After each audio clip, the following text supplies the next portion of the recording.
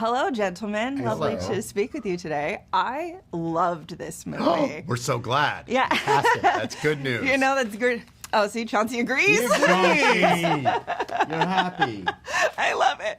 I love that I'm calling this like gateway horror in a way. Like, it's very much a movie that you can show your mom who's a little squeamish, my niece or nephew, Exactly. my friend who thinks the Jumanji drums are scary, you know, like, and they can get into it and enjoy it and be a little scared and have fun. And that's what I loved the most about it. Yeah. And I want to ask you guys, like, what was your gateway horror movie? What was the movie you saw that you were like, ooh, I really want to watch more of this? I mean, I was just talking about Poltergeist from 1982, although I think it's a little bit different than what you're talking about, because that movie traumatized me. Like, I was 6 years old when I saw that in theaters. I don't know what my parents were thinking. They were like, oh, it's a Spielberg movie. No. I was terrified by that movie. I don't know, how would you answer American that? Werewolf in London. I saw when I was with my dad, and it was very scary, but I was attracted to it. So that was Yeah. probably my gateway horror movie. I love that. Mine was It. My brother's like 7 years older than me. He held my eyes open for clowns. So thank you for no clowns in this God, movie. you're welcome. But it could happen. I also want to ask you about the choice to make all of Chauncey's versions practical. Because I feel like you could have easily just gone, throw some CGI on it and make like the end of the day.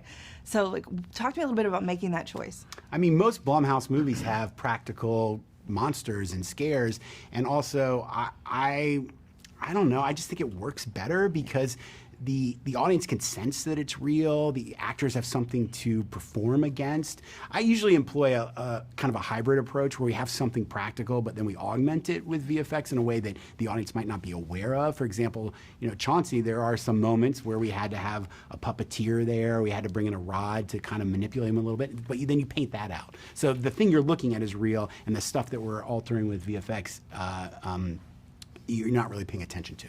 Yeah. Do you love practical? Are you a practical only guy? I think I'm a big believer. Okay. Like when you see a horror movie with CGI, it's just never as scary. I think the audience, even if they're not aware it's CGI, somewhere in your head you are aware. So I also, obviously, our movies are not expensive and practical is a lot cheaper, but I also think it's a lot better. I agree. And my last thing for you is I love the Never Ever. I love that there's so much to play with there. So what would yours look like? Well, the Never Ever, I mean, it looks the same for everyone, right? It But like is your this perfect world, you My know? perfect the one that world? keeps you there.